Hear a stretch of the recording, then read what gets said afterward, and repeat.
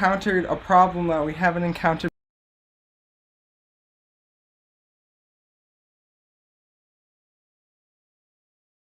MIDI.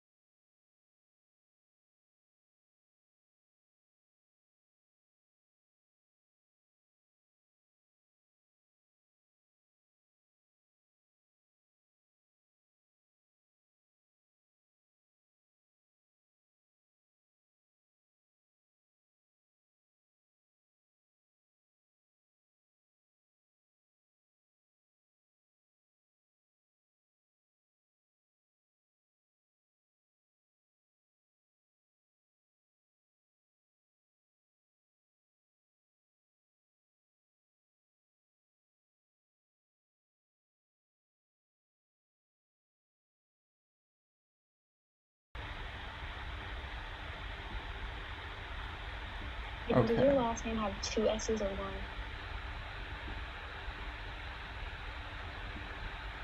think I spelled it wrong, but yeah, I've never heard it said out loud.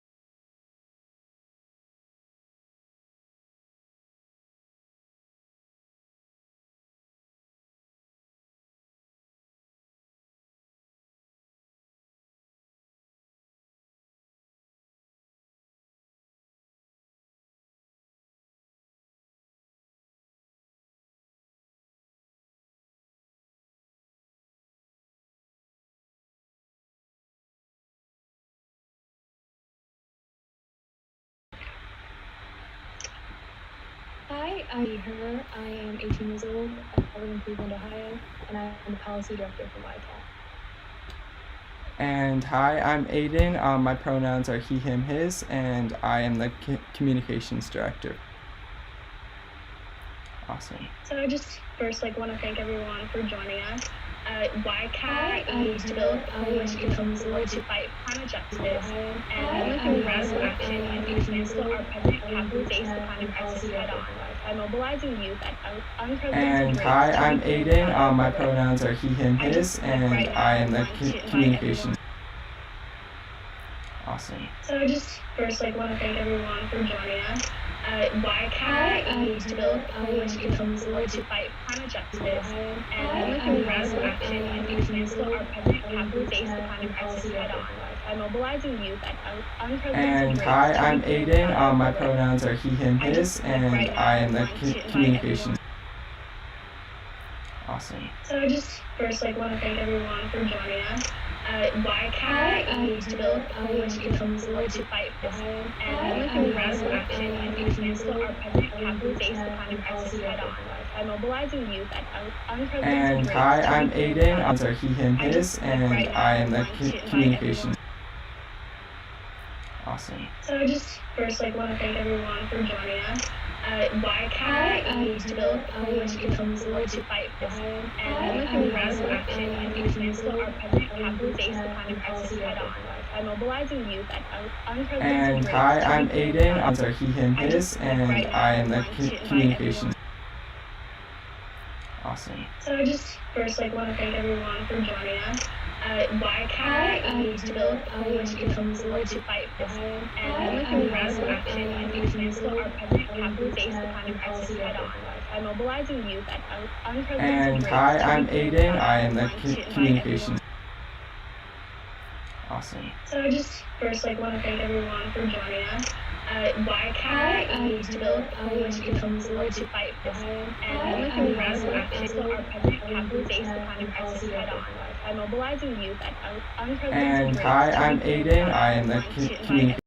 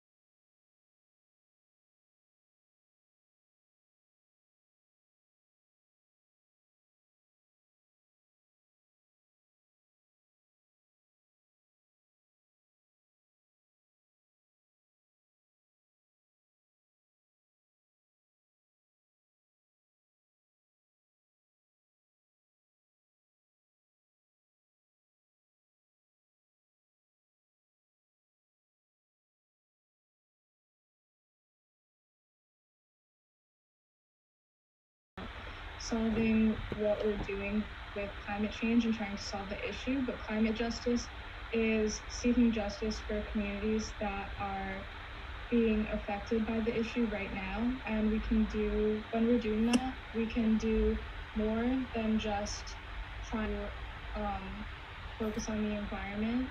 Some examples of that are emissions, increased healthcare in different areas where that are more impacted by the climate crisis and things like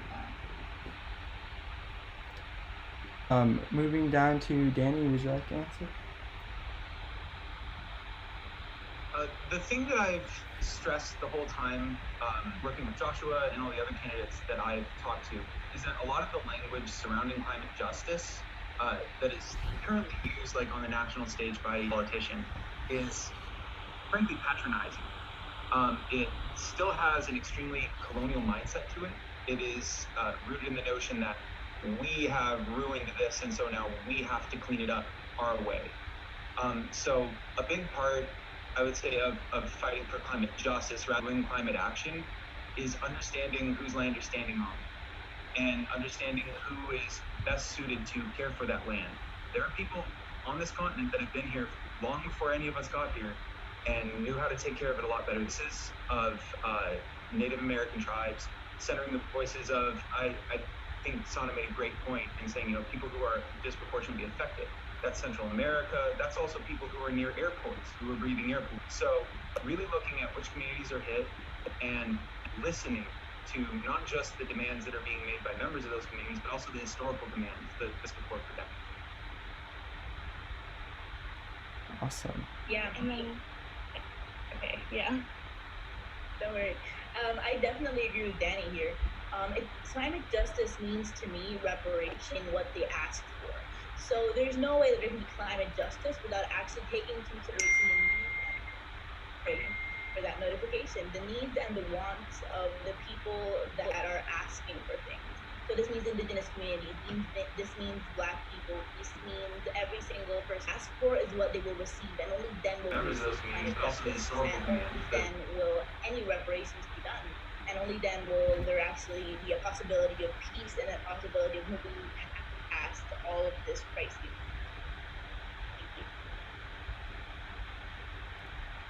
Does anyone else want to touch on that question? Yeah, absolutely. Thanks for the question. So one of the things that really speaks to me and why climate justice feels central to what we have to accomplish is because, as this current COVID-19 pandemic reveals, is that not all of us are disaster strikes, and not all of us are equally impacted when crisis comes. And so climate justice to me is about undoing that has happened to our communities. And I say that in particular as a Black person, as a woman person, and also as a member of the queer, trans, intersex community. Because what we know is that who's hit, how people are hit intentionally. It's done by people who have extractive policies, who are able to use corporations, governments, and a set of other things to disrupt land, do terrible things to land, do terrible things in particular communities, don't waste in particular communities, and we are the most impacted by it. So to me, climate justice is about all the things mentioned, but it's also about abolition. It's about the undoing. It's about the undoing of white supremacy, as well as people.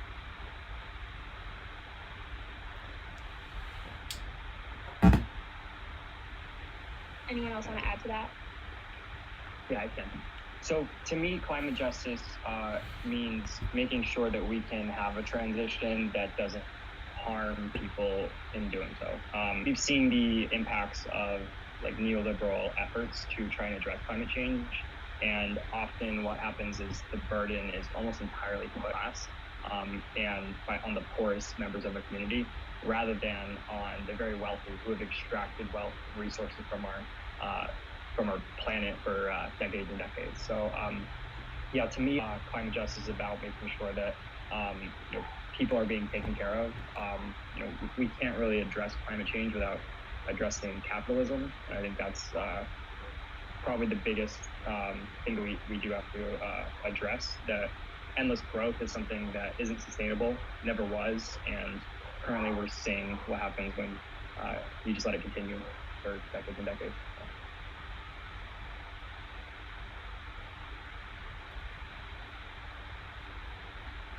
Great, thank you guys. So for our next question, we just wanted to know, building on the idea of centering climate justice as a part of the fight against climate change, what does it mean to build an intersectional development?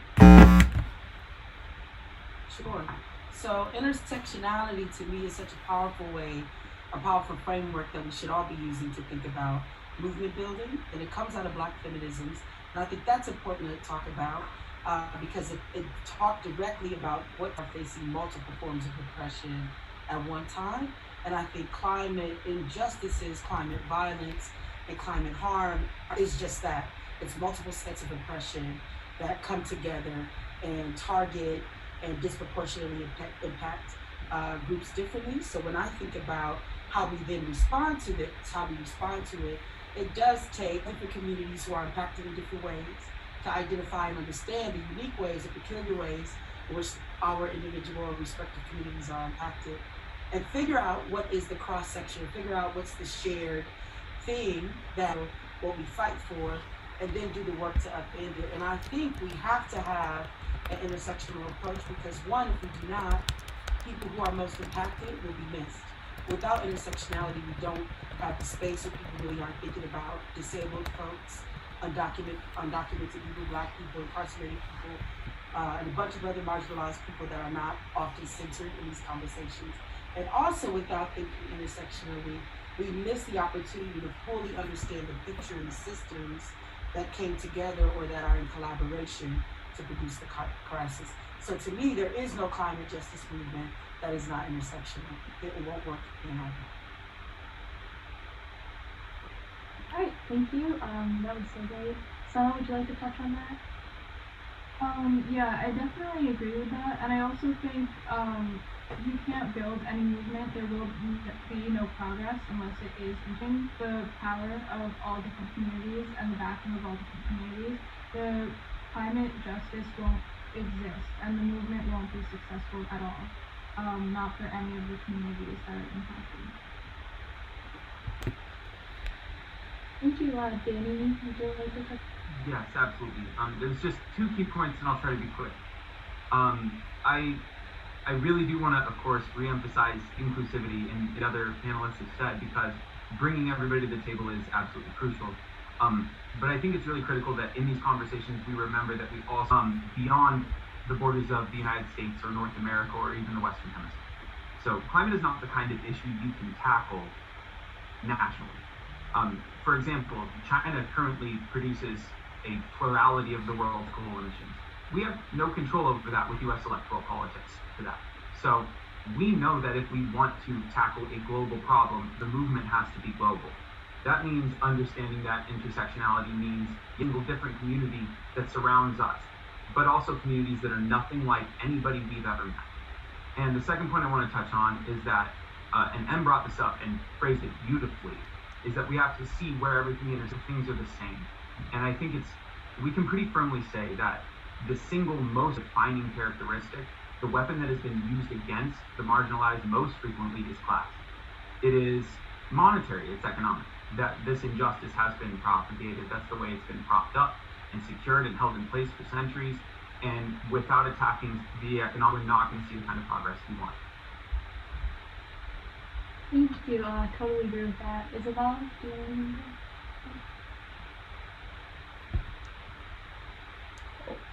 to? Isabel, if you could unmute yourself. That would be really convenient. Thank you. So I agree with what everyone else has said. In order to actually build a movement, one must listen to the people affected by the movement. An example here can be feminism.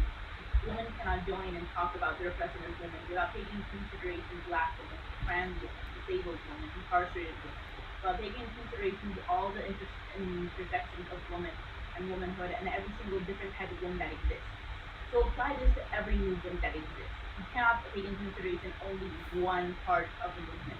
You have to take into consideration the entire movement, and that is intersection.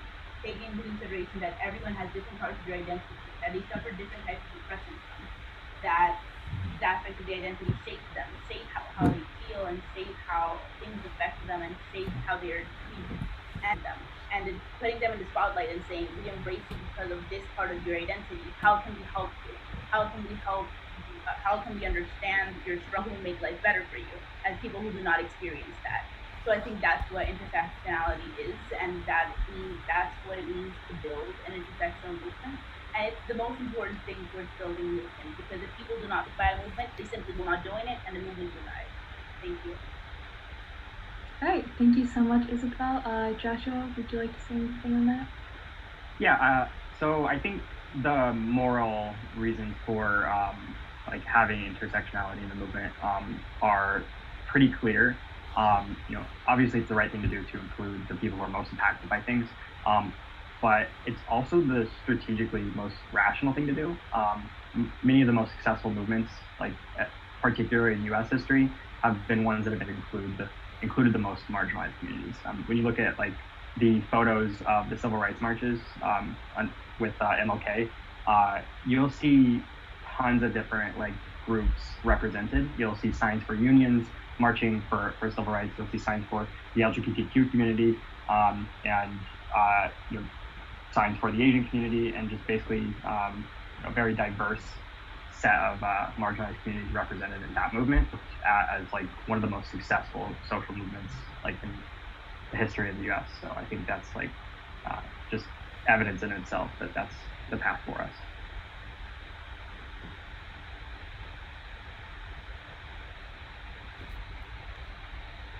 All right. Anybody else want to add anything to that question? Okay, so the next one is, it's well documented immigration influx at the border as a symptom of the climate crisis under capitalism. There's also the problem of U.S. prisons and their connection to the military-industrial complex as an institution that perpetuates climate change. Elaborate on why prison abolition is essential to mitigating the effects of the climate crisis and resolving ecological catastrophe. And then we'll start with M. Thank you. Patriarchy is as much a threat to life on the planet as capitalism or white supremacy. But oftentimes patriarchy is misunderstood. People only think about it when it comes to interpersonal harm. So people may think about patriarchy when it comes to domestic violence or rape, but it's important to understand that it also produces and shows or comes out as, but patriarchy also manifests itself systemically, and it plays out ideologically. So one of the logics of patriarchy is domination, that you can capture, captivate, control, and this concept of dominion that often people think of as natural is patriarchy's logic, right? And so what that means in a personal level, it's like, well, I'm the dad, I own my children, I own my wife. And what it means systemically is that governments think that they can have dominion over people, and corporations and governments think they can have dominion over land, natural resources, and the planets. And so one of the ways that we see patriarchy is in the caging of humans. The concept that you have the right and the authority to own a person, that you can capture a person, put that person in a closet or a cage, and you keep them there as long as you want to, is a patriarchy. It's white supremacist, and we better know and are better able to demonstrate its white supremacist nature in history. But it's also patriarchal, that concept that you can have dominion, rule over a person in whatever form or aspect. And connected to that is extraction. So labor, free labor, cheap labor. Somebody was pointing out economic issues earlier, free labor, cheap labor, from prisoners, use their bodies for a host of other things. That same logic is in how the corporations see and view the planet, see and view populations and societies, and in a way with dominion. And so right now you have corporations who are able to buy and control water sources. That is not a natural phenomenon, right? The concept of ownership does not come from oxygen and hydrogen getting together, right? That makes, right? And so those concepts are patriarchal. So why then must we abolish prisons as a necessary aspect to climate justice is because we have to defeat patriarchy in all of its formations. If we do not completely defeat the logic that says corporations should not have dominion over people, or dominion over people that can cage and extract, we can't then make that logic an argument for the planet, right? It is the same logic and it's the same players who are enacting that logic. So just as clear as we have to be about, hey, it's free and the water should be free, we should also be clear that the people should be free and that the people are free.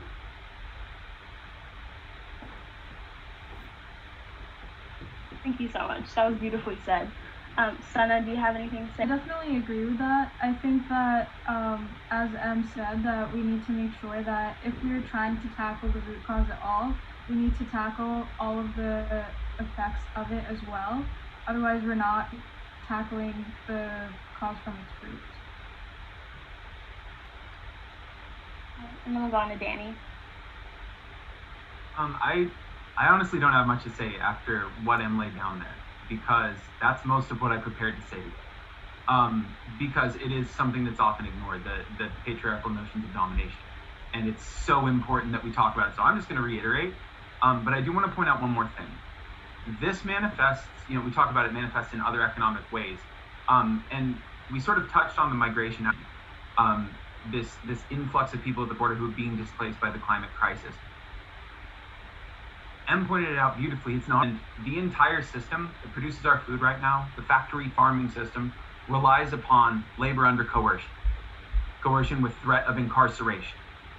If you are caught in America as an undocumented immigrant, you are in prison for existing. That desperate class of workers can only exist in a carceral system that treats immigration as a criminal act. And that has given rise to a system of farming that is based on unrealistic levels of labor input and sustainability. It's one of the highest carbon producing things on Earth, the way we farm. So there are downstream consequences that cause more downstream consequences. We're talking about an entire body. You can't simply cut off the hand of it. You can't say we're going to be done incarcerating people who cross the border and watch all of those downstream effects go away now either, because that's not the way that history moves. History only moves forward. So the focus on dealing with this, you talk about prison abolition, that seems like a lofty concept. It also sounds to most people unrealistic, but collaboration means abolishing those coercive systems of domination and also replacing the parts of our lifestyle, of the way we consume and participate in the market that are results of that, through and be reparative all the way through those supply chains that have now been created through the slavery of incarcerated individuals.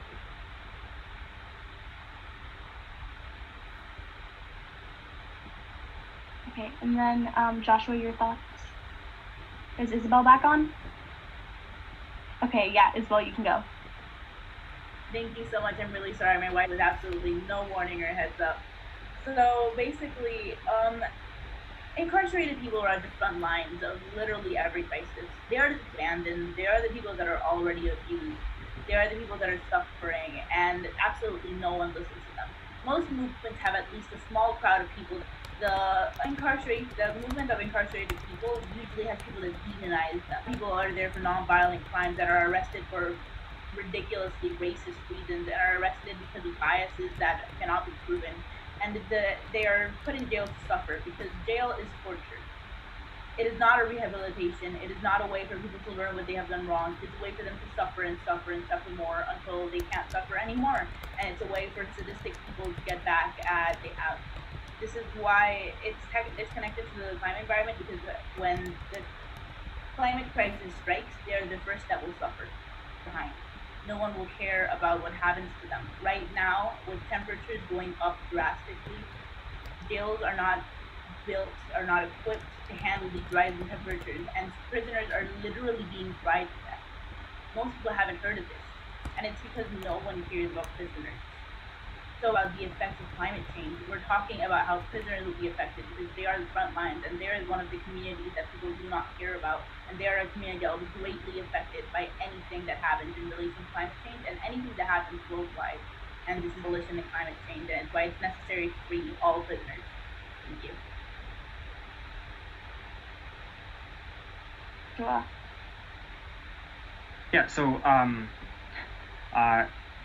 prisons, like I've been in some of the prisons in Washington State, and I've actually talked to some of the prisoners, and a lot of them are people who have been locked up since the 90s over the 3 strikes rules.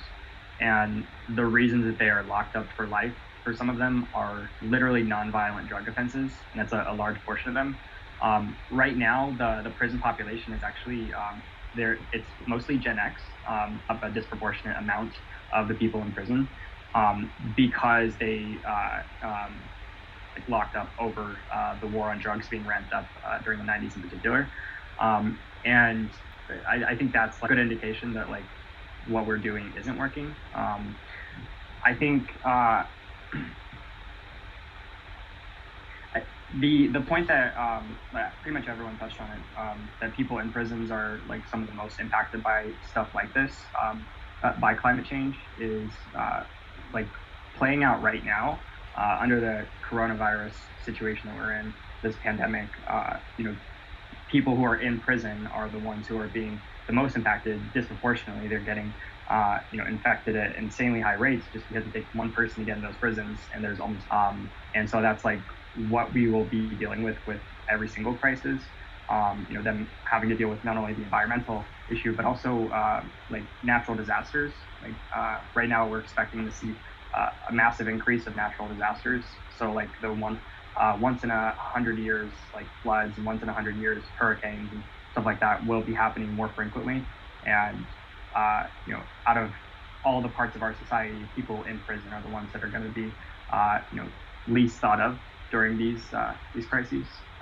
So it's not even just pandemics; it's hurricanes, it's flooding and crises that we're going to be facing. And if we don't address the fact that we are keeping people in prison for very minor offenses, just because they had 3 serious felony offenses, and something that's going to blow up in our faces later on. And we're going to see how prisons throughout history have gone from people locked up to being actual death camps, because people didn't take seriously the impact of keeping people locked up during floods and stuff like that. Awesome. Thank you so much, all of you, for those answers. I guess our next question then, moving on, is, so in the Nevada debate, Chuck Todd quoted a labor union leader who said, if we end up with a candidate that supports a fracking ban, I'm going to tell my members that they either don't vote or they vote for the other guy. So there's always been this sort of disconnect, the climate movement and unions, and nobody's really been able to sufficiently mend that so far, especially on the national stage. So how do we bridge that gap when we are organizing? And would you like to start? Sure. So this particular wedge of unions and climate are also seen in other areas where unions, which were in theory developed to be a leftist organizing strategy, so a strategy to help advance so workers unite type situation. What started off to be designed to protect the most vulnerable for work really is now about a corporate machine that is about in some way stabilizing people's relationship inside of capitalism, right? So a lot of unions are not focused necessarily then on social justice issues. A lot of wages and industry, capitalism, industry inside of capitalism is how a lot of people get their wages. Like people have construction gigs that are about building these things that are not good for the environment and not good for climate. People have jobs that are about building prisons. People have jobs that are railroads and pipelines and other things through things that we should be protecting through natural things in the environment that we should be protecting. And so when I think about how to bridge the gap, it has to be ideological. It's not going to be through saying that we can give them a better contract, because we can't. We're not going to then give people a different contract to build a different thing that's just as profitable as what capitalism offers. It has to be ideological. So it has to be then that the climate justice movement, then as part of its work, is thinking about how do we then shift to a society that doesn't only protect or change what's happening to the climate, but part of our movement then has to be around capitalism. Part of our movement then has to be about how do we ensure housing for everybody, right?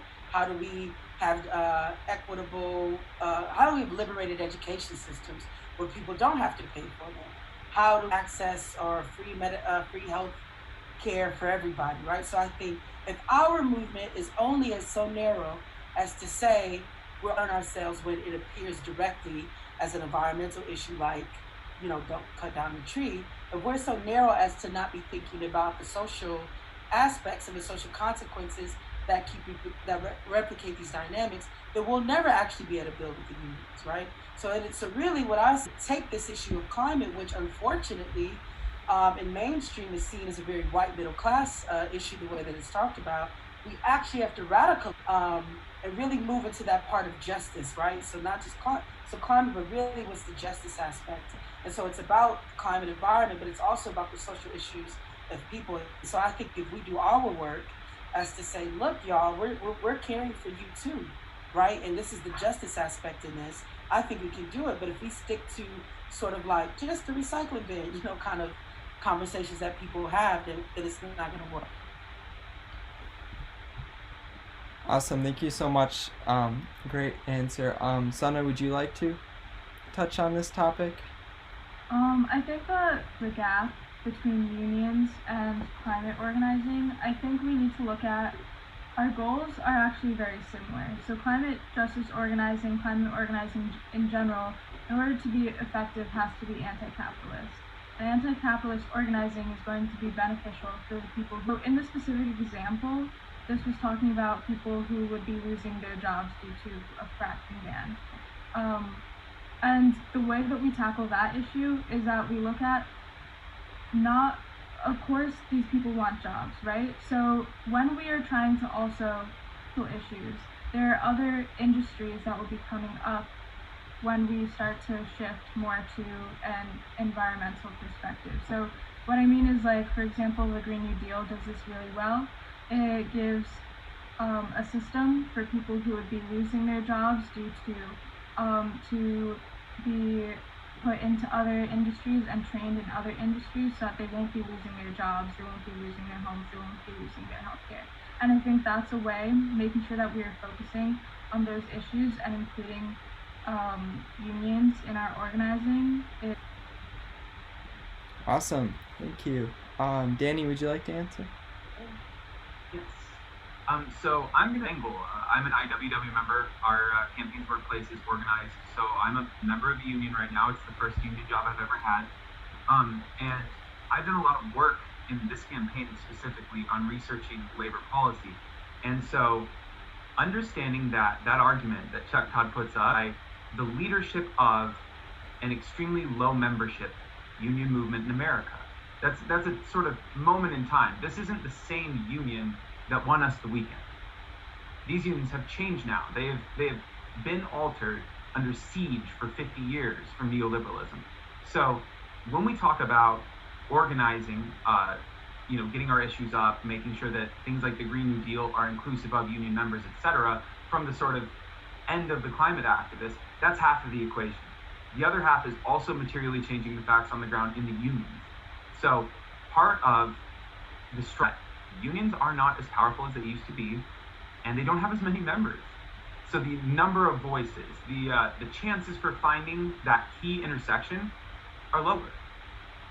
So one of the best things we can do is to actively work to unionize workplaces that are not unionized, and because a larger body is better at getting rid of leaders who aren't representing their long-term interests.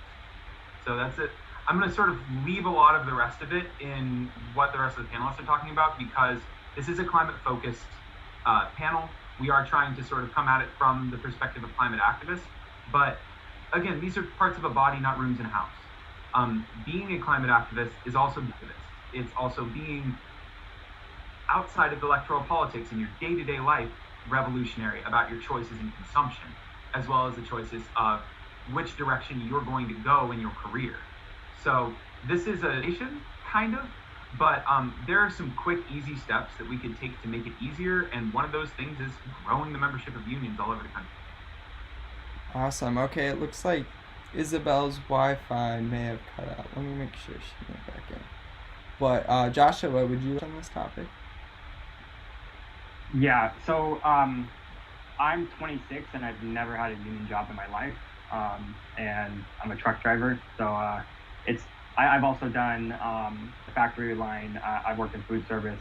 I've done all kinds of jobs that would have benefited massively from unionization, and I didn't know what the process was for unionizing your workplace until I was literally running for office and communicating with unions. And I think that's kind of a sign of what the average person knows about unions. Most young people today, they have no idea how to unionize their workplace. And I think that is one of the most basic things that we need to achieve.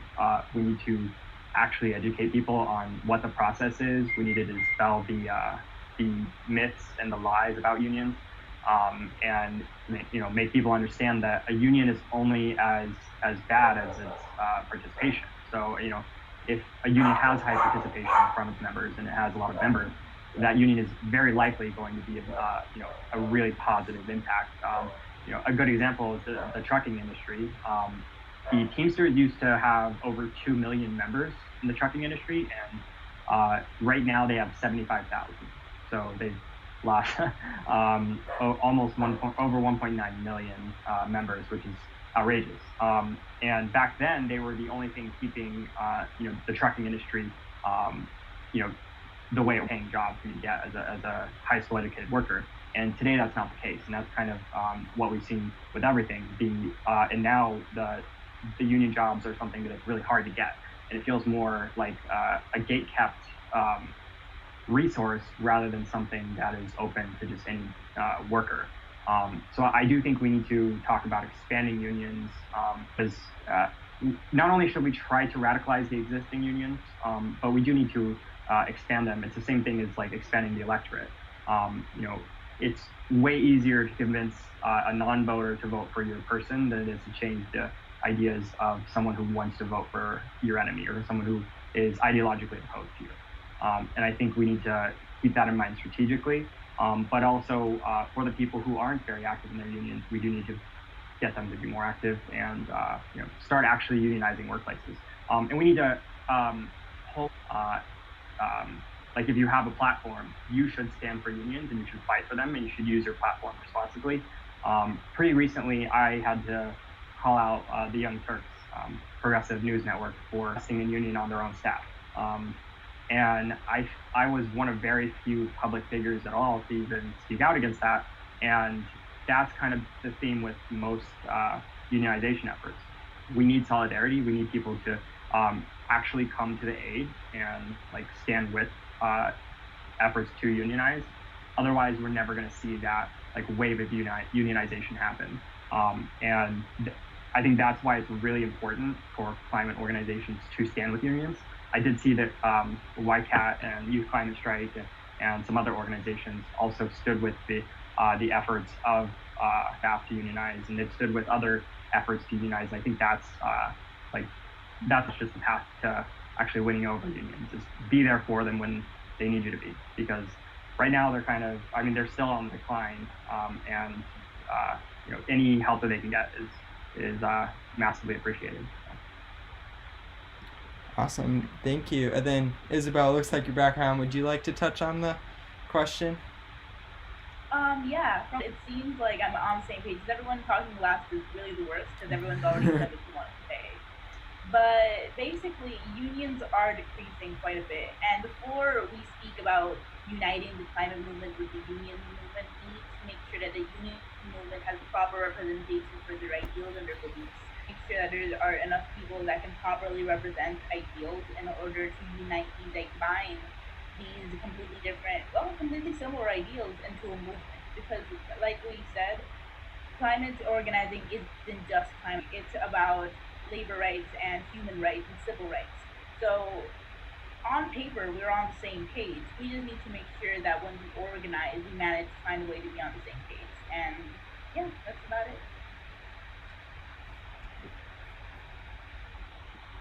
Okay, and so since Isabel mentioned it, we'll start going bottom up since we just hit like half the questions, so now we can switch it up. So the next question is, many organizers struggle with burnout as a result of constantly fighting for what they believe. How do you personally navigate your mind, body, and spirit while organizing? Which is a super important thing. I'm sure a lot of answers to this. So we'll go Joshua and then Isabel and then up. I think he had to grab something actually. So Isabel, would you like Isabel. I'm unmuted. This is actually close to my heart. As an activist and terrible word, but as an organizer, I've struggled with burnout a lot, and I've struggled with feeling like a movement has consumed me. I've struggled with like I'm no longer part of the movement, but instead the movement is a leak inside of me. I've struggled with feeling taken advantage of by other organizers, and it's all extremely difficult to deal with, especially as a teenager. It's hard enough as a teenager. The world we live in is a hellscape, and that it's going to be really difficult for life to get better. It's even harder to feel like the entire world is on your shoulders. So to handle burnout, the best advice I can give and the best comments I can give, the only thing that's worked for me is taking a break when you feel like you need a break. Because even if it doesn't feel like the right timing for a break, even if it feels like, oh, I can take a break later, if your body is asking for a break, it means you need a break from whatever it is you're doing. Because even though the crisis is important and even though people are dying, no one wins if you burn yourself out for a movement and you can no longer take care of yourself and you just lose yourself inside of the movement. Absolutely no one wins. Thank you. All right, and then we'll go to M. You know, the movement has several parts, and frontline resistance is one part of it. An incredible part, an important part, but still only one part of it.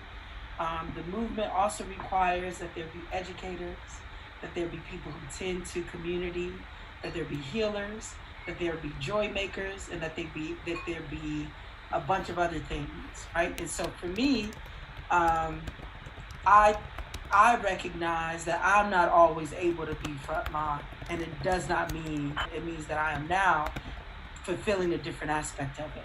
So movement work never stops in that way, right? In the way that I never am out of it, but my role in it and the responsibilities of it I have at that time should shift. So agree with Isabel, I think you can take a break and be in a movement. It's fine.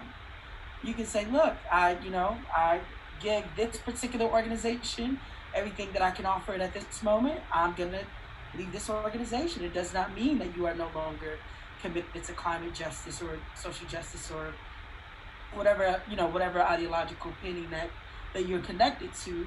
And so that's how I have been able to stay in movement and will continue to stay in movement, because I won't always have to be the first on the scene, the front line, the one who has to be out front, the one who has to be the speaker. And I do also think one of the strongest things our movement can do is leadership development. We should never be the only ones. A year from now, there should be other people having this conversation besides us, right? Which means we don't have to be the only ones in the conversation. And so how to not burn out is to help develop others so that you're not the only one. And also be sensitive enough to know what's going on with you, but also smart enough to interpret when you don't have to be the one that does something and you could do some other thing that is important in movement. All right, and then Danni. Okay, so I'm going to answer this one two ways like I always do. First, I want to answer individually. What I do in my day-to-day life to avoid the burnout in a sort of like personal way, I pursue individual development. This is something that was talked about by socialist theoreticians. It's something that early childhood educators know. It's something that every type of sociologist will advocate for doing. So I've started making a new kind of music. I played guitar for a long time. Now I'm doing electronic music. I started those and redesigning them. I find something I'm not good at and try to do it for an hour and completely ignore my notifications. It's a hard thing to do. But since I've started doing it, I've noticed a marked increase in my own personal mental health. It's been my primary coping mechanism for the COVID pandemic. So personally, that's sort of how I do my self-care days. But I typically focus on the collective answer through personal practice. So if we want to fight burnout, if we want to prevent burnout, that is done by negating trauma and cultivating resiliency.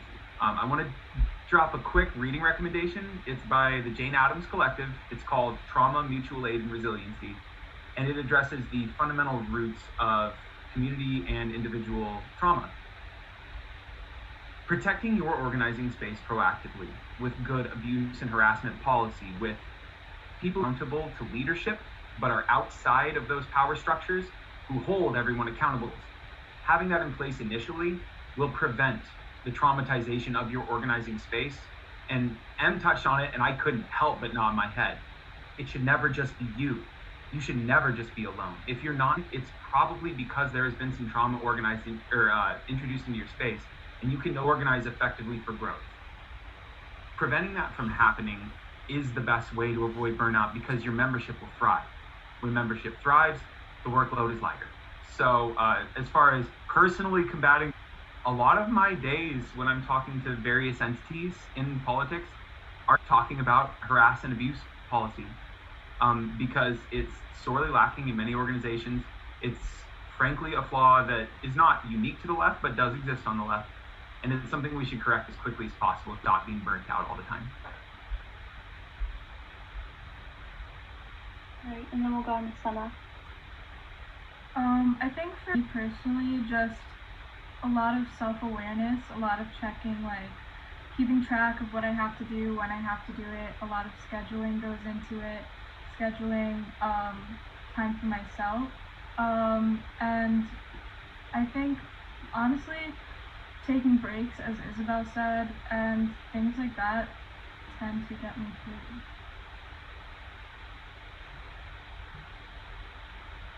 All right, and then. Well, burnout is something I'm very familiar with recently. I went on a debate, a live stream debate, having not gotten any sleep or eaten any food for like 2 days. And I felt the repercussions of being burnt out and not recognizing my own limitations pretty, in probably one of the hardest ways you can. So for me going forward, it's mostly just going to be knowing when I need to cancel things, when I need to take days off, and just take care of myself in general. I do need to get sleep pretty often. I feel like I'm probably like most people who do what we do are probably in the same boat as me, where we only get 5 to 6 hours of sleep per night, and then eventually it catches up with us. So generally what I'm going to do is make an active effort to not get behind on sleep, and to eat a healthier diet, and just make sure I'm doing as well as I can when I am working. That way I'm not making mistakes and being tired when I have to give a speech or go to a meeting or something like that. All right, thank you for all those answers, and we're going to move on to part of being a youth organizer, or even an adult one, is having an open mind and entering organizing spaces ready to accept your mistakes and learn from them. When inviting new or inexperienced people into an organizing space, what approaches have you find work best in getting them integrated into the movement? Isabel, if you want to start.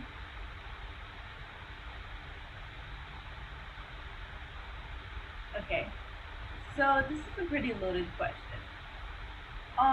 But a sense of community is essential. Part of being an organizer is having an open mind and being ready to accept your mistakes, and all of this happens through community. Instead of feeling like you're alone in a situation, instead of feeling like you have no one, feeling like you have a community you can rely on, and feeling like these are your people that will understand that you make mistakes, that will hold you accountable instead of punishing you, that will treat you right and understand that you need breaks. I think essential part toward being an organizer, a youth organizer, adult organizer, and the most essential part towards bringing someone new into organizing is fostering a sense of community so that everyone feels at home, and that everyone feels like they have space to grow and space to change and space to make mistakes and space to just thrive, Thank you. All right, thank you, Isabel. Em, if you'd like to touch on that.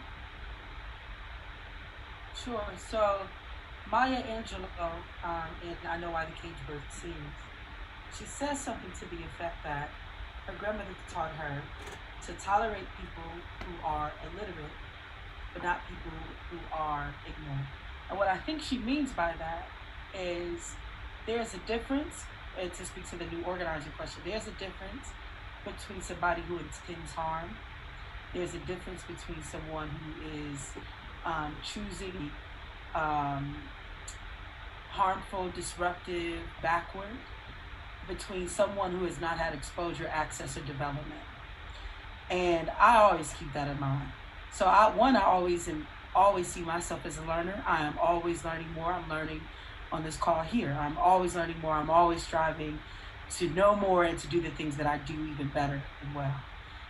And I also see that I am in movement with a bunch of incredibly sharp people Why would I, so I have to value their thoughts and their thinking. I can't just think that I'm the only one here who has something to offer. Then we would really be in trouble. But what I think she means by that is, as people in movement, we cannot forget that we too have been developed. And so when we're with people who have not had the same opportunities, a lot was poured into me. There have been tons of political education sessions, even more 101s, even more group meetings, even more now Zoom calls and a host of other things that went into shaping the thinking that you now know as it matters, right? And so similarly, I have to be part of adding that to someone else's fabric, right? I have to then see that I have a responsibility or a role in helping other people to develop to further along. And so I can't move in the world then as though I have always been known, including in how deep and advanced my Black revolutionary politics was. It was not always so. My understanding of queer, trans, intersection liberation as a queer trans, it wasn't always so. As a poor person, I had to learn socialism, right? I wasn't born knowing it. And so similarly, I have to be thinking that I have a responsibility doing that and not treating people as being inherently bad or inherently backwards because they have not had the exposure and the development. And so that's how I think of interact with people who are seeking to know more, right? Who may be illiterate, as Maya Angelou's grandmother would say, but not ignorant. All right, thank you so much for that answer. It was beautiful, as always. Danni, if you'd like to touch on that. Yeah, there's so much to it. I've been relearning everything I thought I knew about this over the last year and a half of my life. So a lot of this answer is fresh and weird, but what I've found, and it's not just in bringing in a new person to a new organization, this is also part of my interpersonal way that I treat people that I'm bringing into my life. Because I live my life as a socialist. I live my life as a trans revolutionary. That is who I am. And so everywhere that I walk, that comes with me. The people, that's part of the reason. And so what I've learned is people don't come to you for no reason. What that means is that they're ready to own a piece of what they walk up to. And liberation means the removal of coercion. It means the removal of dominance, but it also means the yielding of ownership. So when we talk about organizing spaces, they're not our organizing spaces in the sense of those of us who have already been here and who have built this, now own this, and you are welcome to come sit in. That isn't how community works. That isn't how organizing works. That isn't how revolution works. When you bring somebody into a new space, the most powerful thing you can do is not just tell them, but really get it across to them, show them that they own this, that this is theirs, because ownership is such a key piece of liberation. Thank you. I'd like to go.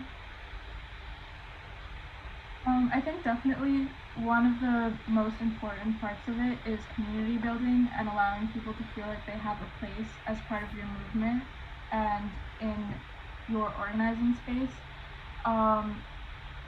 Especially when welcoming new members.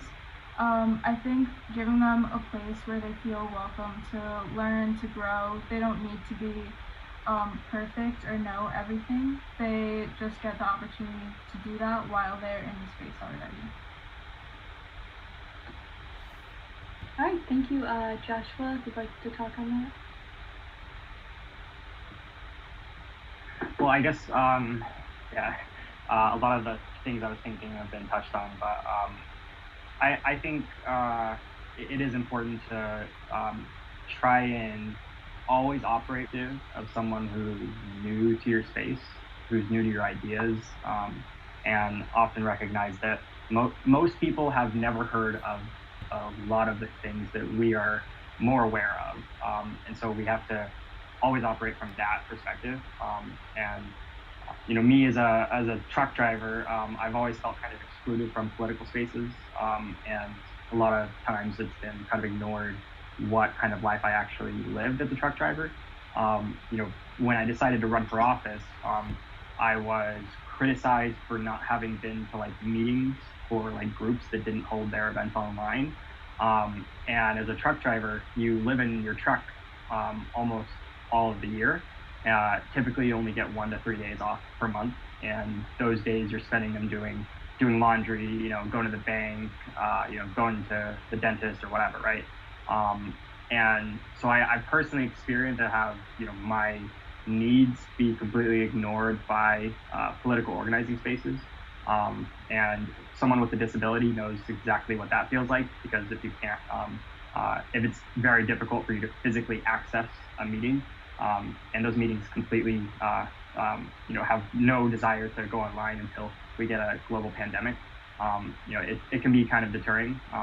So I guess it just is really important to be inclusive of the people who can't necessarily access whatever you're doing, and to try and make your organizing accessible.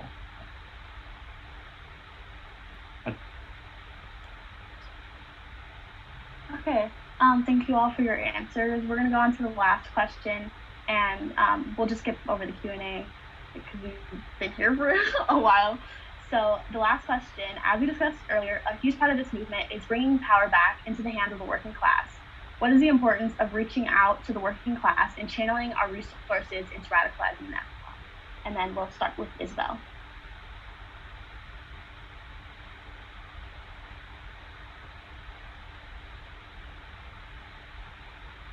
Isabel, you're on mute. I'm glad I can be heard now. Much like the people of the working class that deserve to be heard because their struggles are very important. People of the working class are the ones that are bringing the ruling class their income.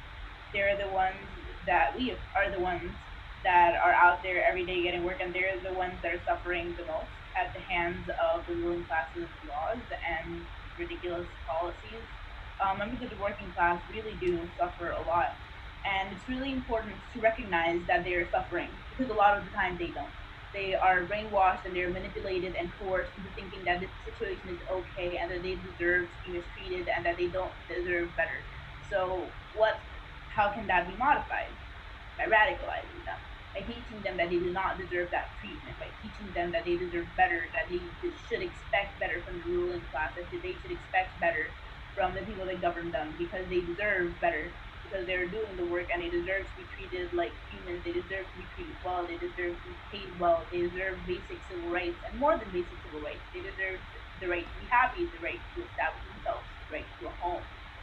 They deserve everything that they are not receiving. So what is the importance of reaching out to the working class and channeling resources to radicalizing them? It's making them realize that they're suffering, because once the issue involves you, you're no longer silent about it. So once they realize that this problem isn't about them, it's about us, when they realize that their hands are the ones that are in the chopping block, and they realize that they're in danger, that is when action will happen, and that is when a revolution will occur. Thank you. Right, and then we'll go on to M.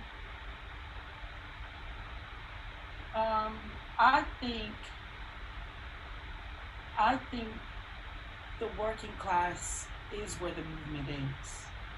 I think oftentimes academics or people who do not come from cash poor working class backgrounds have an assumption that people who do are not already thinking and building and moving toward revolution. So as a Black person, I mean, if you look at our movements, those are working class people. Black people historically, right, if we just a brief review of capitalism, we've been at one point the chattel property capital, and then when in theory been abolished, we were the poorest of the poor, and still very much remain that in many ways, right?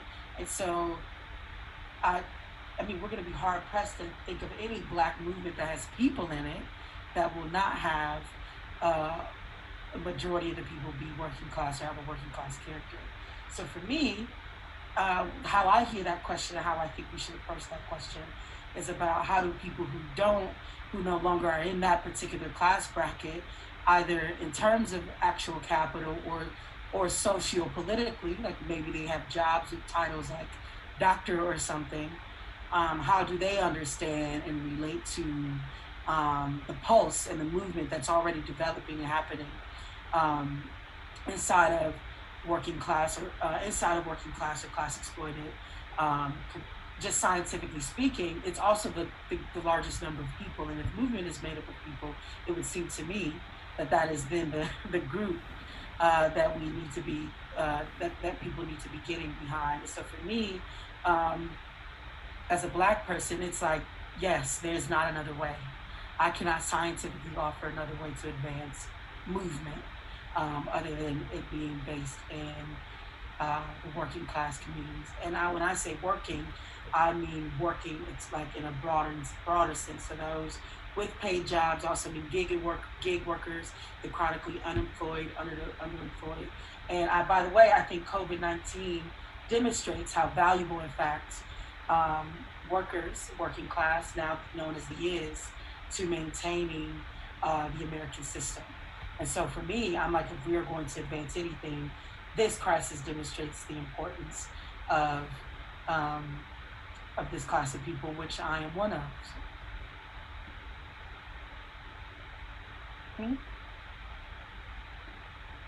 So I think that's a great framing.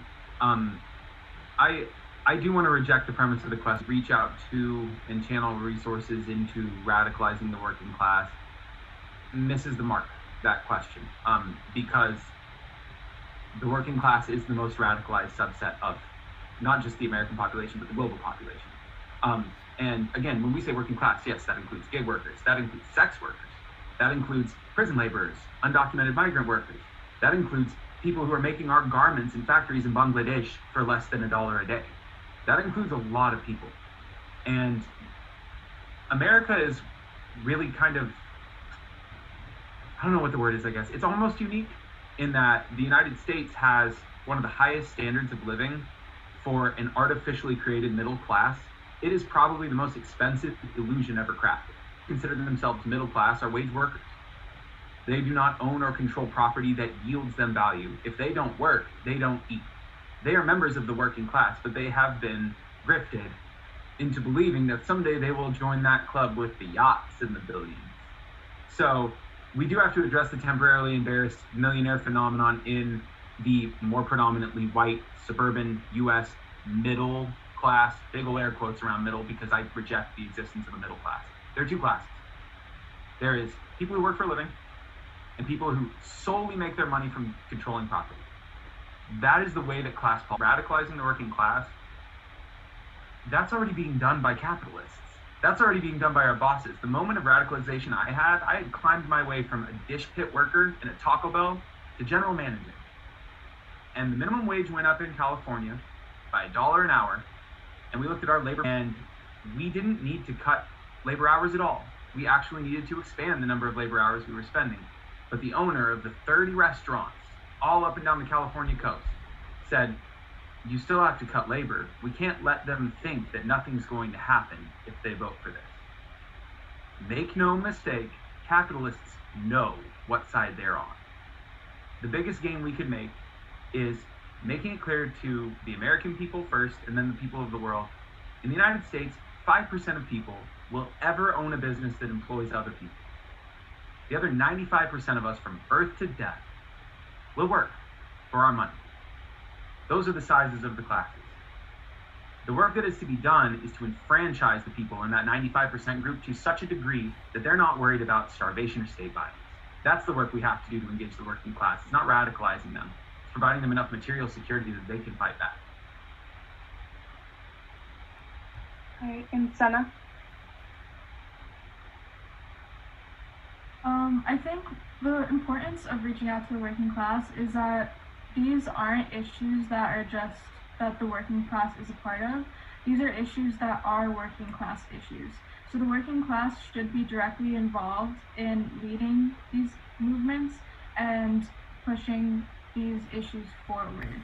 So that is why it's important, because this movement shouldn't be being pushed by anyone who isn't the working class.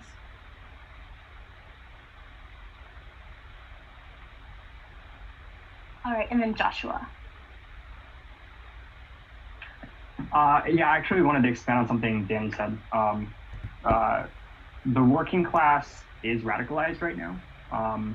And I feel like I'm a pretty good example to start out as. About 3 years ago, I didn't really have any ideological framing. I just had a general dislike of politicians and the very rich and like large corporations, right? I wasn't a socialist. I was just a radicalized and angry worker, right? And I think that's where a large number of working class people are at right now, especially with the pandemic that we're experiencing. And I'm going to give an anecdote to kind of explain what I feel most people are at right now as well.